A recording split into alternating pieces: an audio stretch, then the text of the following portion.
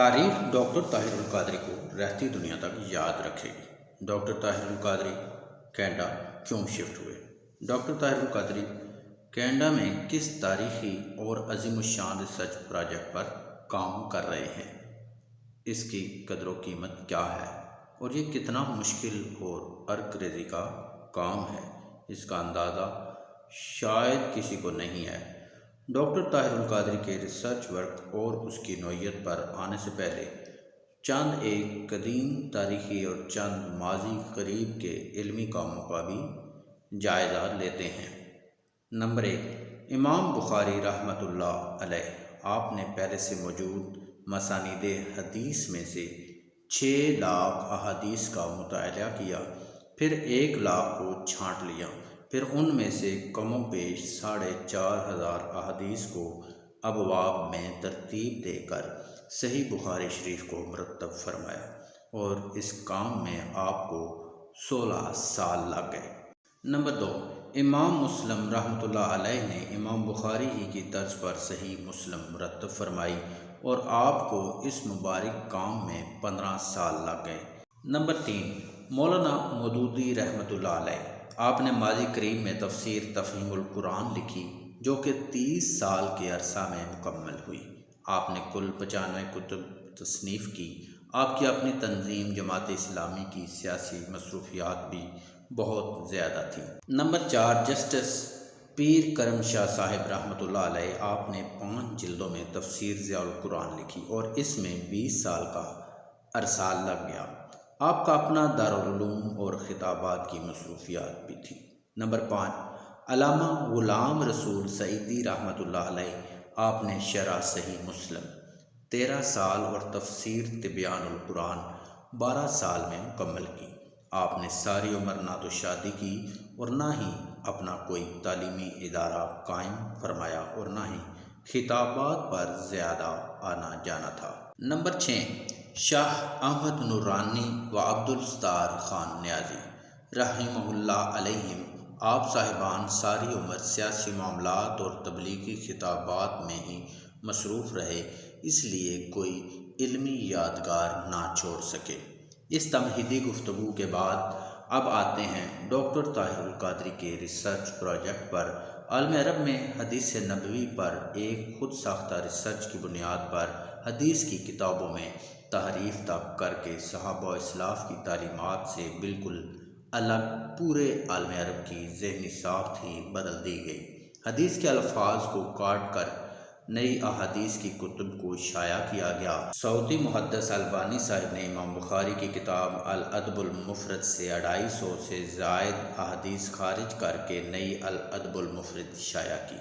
लिहाजा ज़रूरत इस अमर की थी कि नए दौर के इन चैलेंजेस को सामने रख कर न सिर्फ इन तहरीफ़ात के सामने बंद बांधा जाए बल्कि असल नबवी तालीमात को भी दलील और सबूत के साथ सामने लाया जाए। याद रहे, तमाम फ़न दीन में सबसे ज़्यादा दकीक, मुश्किल और वक्त तलब काम फ़न हदीस का है, जिसे जदीद दौर में अफरात व तफरीद और तखरीब व तहरीफ ने मज़ीद पेचीदा कर दिया है।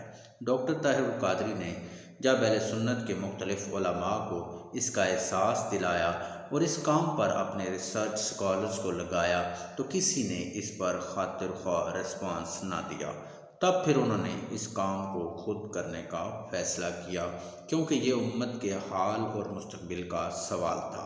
ये इंतहाई दकीक और वक्त तलब काम जो कि सरासर रिसर्च वर्क है, पाकिस्तान में रहकर तंजीमी और सियासी मसरूफियात में बिल्कुल भी ना हो सकता था।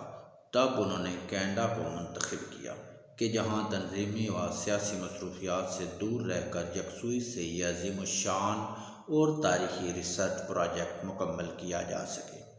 शेखुल इस्लाम doctor Mohammad Tahirul Qadri world wide तबलीगी दौरे करते हैं, दीन इस्लाम का प्रचार करते हैं, गैर मुसलमानों को वहदानियत व नबूवत पर लेक्चर्स देते हैं, बैरून ममालिक के अंदर विज़िट्स में सबसे मुश्किल काम वीज़ा लगने की दुश्वारी थी। शेखुल इस्लाम चाहते थे कि वो सरज़मीन मदीना के मुकीम बनते और रोज़ा रसूल सल्लल्लाहु अलैहि वसल्लम के साए में बैठ के अपनी तालीफ मुकम्मल करते, जिसके लिए इजाज़त की कोशिश की गई, मगर चूँकि सऊदीया का ला है कि वो किसी अजमी या अरबी को शहरी नहीं बनाते, तो सऊदीया में शेखुल इस्लाम का वर्क करना भी वही दुश्वारी का सबब बनता जो पाकिस्तान में था। चुनाचे 2006 में आप कनाडा शिफ्ट हो गए। डॉक्टर ताहिरुल कादरी फरमाते हैं कि इस दौरान मैंने कम पेश 6 लाख अहादीस शरीफ का मुताला किया, जिनमें से 40,000 अहादीस सहिया को 40 जिल्दों पर मुश्तमिल किताब मिनहाजुस सुन्ना के लिए मुंतखब किया।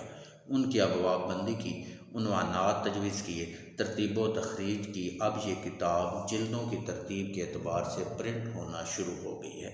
इसमें 8 जिल्दें सिर्फ नबी करीम रऊफ़ुर रहीम की शान पर अहादीस का मजमुआ है और 8 जिल्दें फ़िक़्ह अल हनफ़ी के दलाइल पर अहादीस का मजमुआ है। अब ज़रा गौर करें कि अगर रिसर्च के हवाले से एक हदीस को पढ़ने के लिए सिर्फ 5 मिनट मुख्तस किए जाएँ, जो कि इंतहाई कम हैं, तो 1 घंटे में 12 अहादीस पढ़ी जा सकती हैं।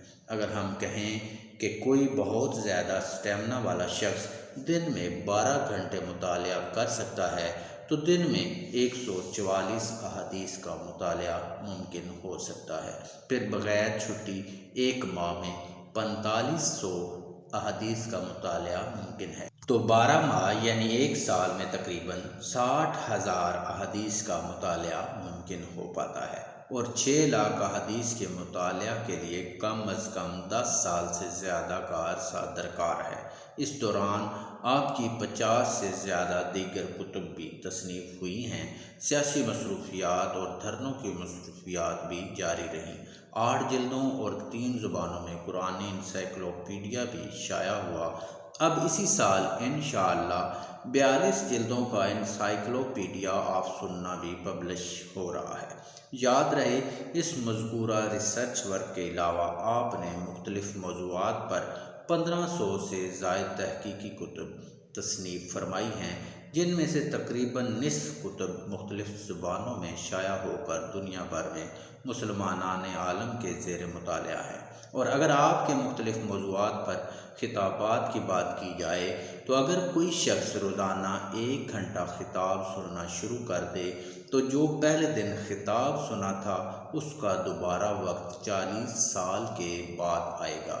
इसलिए तो मैं कहता हूँ कि जिस दौर में मैं ज़िंदा हूँ, इस दौर में अल्लाह रसूल ने अपने दीन के काम के लिए शेखुल इस्लाम को चुना है। ये दौर शेखुल इस्लाम का दौर है। इंशाअल्लाह डॉक्टर ताहिरुल कादरी का नाम न सिर्फ पाकिस्तान बल्कि बुखारी, इमाम मुस्लिम, इमाम सयूती की तरह आलम इस्लाम की सतह पर ज़िंदा रहेगा। इस दौर के मुजद्दिद वही हैं, किसी को समझ आए या ना आए, लेकिन तारीख़ आपको शेखुल इस्लाम के लक़ब से रहती दुनिया तक याद रखेगी।